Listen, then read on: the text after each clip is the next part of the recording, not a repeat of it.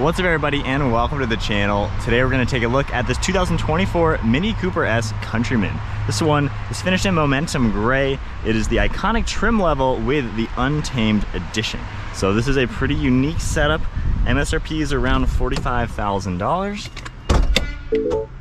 Popping open the hood, let's see what is powering this quirky car. So underneath here, you're going to get that BMW derived 4-cylinder motor. It's a 2-liter, of course, turbocharged, pumping out 189 horsepower with 206 pound-feet of torque. This one's front-wheel drive with the 8-speed automatic transmission. Curb weight is around 3,500 pounds, and with a 16.1 gallon fuel tank, you're looking at 24 miles per gallon in the city with 33 out on the highway. I really like how the hood is a clamshell, leaving the headlights behind. And then moving to the exterior, this gray color looks really cool, and I like the more squared off design for the headlights. Of course, they're LED. You can see how they'll light up. I like the white colors for the DRL. Nice beam right in the center, leading our way to the gloss black grille. Lots of openings to provide cooling to the radiators. Got the blacked out Mini logo with body colored in it. S badge on one side, and then down below you're going to see the LED fog lights. We have parking sensors throughout it, a duct right here to provide better aerodynamics, and then more body colored and an opening for the intercooler. So it's a cool looking car, kind of a mini SUV, I guess we could call it. Nice design on the hood with more of a bubble in it with some sharp body lines. And then at the side profile, it's pretty sporty yet rugged. You can see some of the parking sensors on the side. You can see black surrounding the wheel arch, and then a nice set of wheels finished in this two-tone color. You can also see the Untamed logo on the side along with the light, and then a little bit of body color and plastic on the lower portion of the door. Got a cool graphic on it as well, and then gloss black on the mirror caps with all gloss black for the roof, A-pillars, and surrounding all the windows.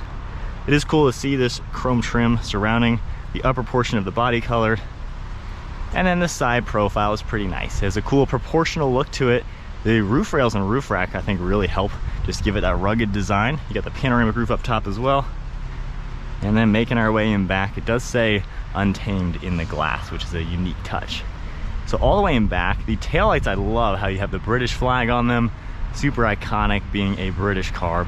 You got Cooper S, of course Countryman, some more black trim, and then parking sensors in the bumper with more trim and your black exhaust tips.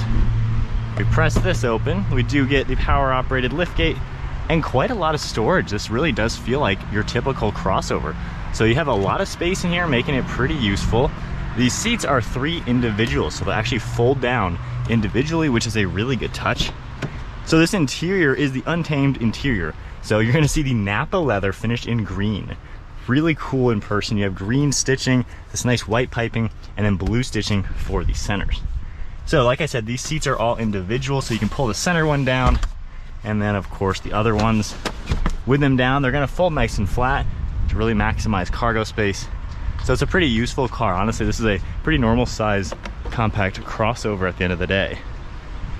And then in here, very easy, you can lift them back up. So from here, if I recline the seat back to where it was, on the door panel, you do get some more of the green material. This is just vinyl for the doors, contrast stitching, some cool designs to it, and then Untamed right down here. Hopping inside at 5'11", I'm actually pretty surprised with how roomy this car is. You do have the armrest in the center, along with 2 cup holders, and then there's going to be air vents down below with plugs. You have storage. At my height, I can also fit here with plenty of knee room and leg room. Great amount of headroom, and the recline of the seats is really nice. You can put them all the way back and really be quite comfortable. So not at all a bad option for being kind of a family-focused small crossover. This is definitely pretty doable. Moving on to the driver's seat. You do have the button on the door handles to lock and unlock it, and then similar design on the door panels, lock and unlock of course. That Untamed badge once again, and then all of your power controls.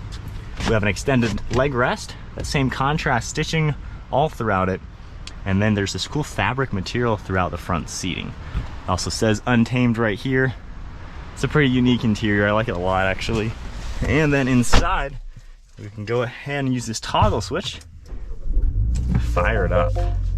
You got a really cool round bezel around the screen, digital gauge cluster, and then the drive mode is this toggle. You can go into your sport mode, your normal mode, and then the green mode, which of course is more like eco mode. You have controls on the right side for Bluetooth and audio, cruise control on the left, paddle shifters, stalk on the right for windshield wipers, and then turn signals on the left. Headlights are over here. Heads-up display piece pops up on the dashboard. And then I like this cool color all throughout the dash.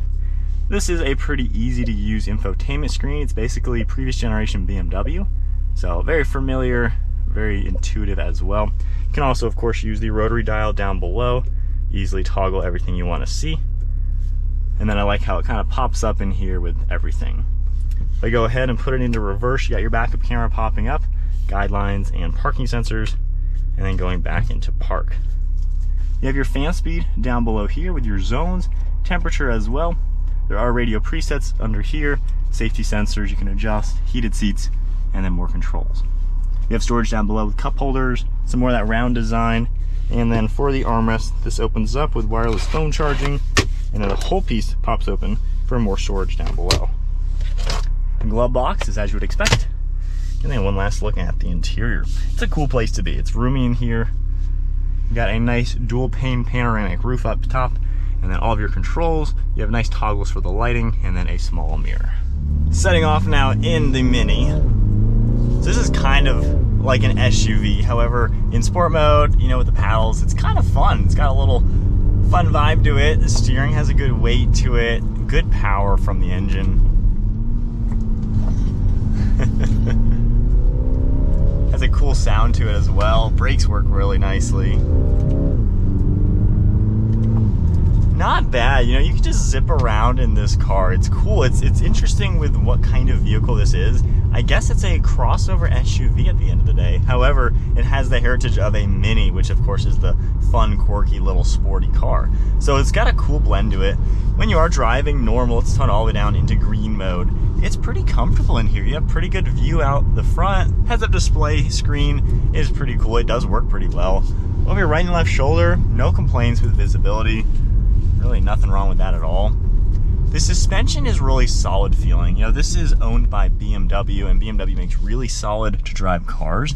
So this feels really well built and well put together. So I like that aspect. It really does make the car stand out. It's pretty easy to maneuver too, since it does have a very small footprint. Not a bad option. It's kind of got a fun aspect to it without being overboard. And then the interior, the way everything works, it's really easy to use. So I just like how it's easy, and yet it's kind of cool, it's unique, it's quirky, and not really many complaints. The only real complaint, the door handle is kind of backwards, kind of awkward to operate that. Overall ride quality, like I said, it feels very solid. With the roof racks, you do get some wind noise when you're on the highway, so that is just one drawback, which, I mean, if you have roof racks, you kind of already know that. But it is really smooth to drive. The technology works well, you know, lane keeping, all that. Ergonomics with all the buttons, it's an easy car to use. While it looks a little funky, it's really not all too difficult to get used to the interior of this car. Seats are pretty well padded, lots of good maneuverability to them. Same with the steering wheel, where you can just fit comfortable in this car. I like how the dashboard and glass are kind of far away, to where it gives you more of a sensation of it's a larger car. So it feels bigger than it is. I think even people way taller than me and way larger than me, honestly, are gonna fit pretty fine in this. So not bad. It's kind of a nice normal crossover to drive, but then when you do pop it in sport mode, it feels more fun, it feels more peppy, like there's some character to it. So it kind of takes that typical crossover to a whole different world, to where there can also be fun. And being it is kind of an SUV, you know, you're able to take this places you might not on other ones. Of course, all-wheel drive is also available on these if needed.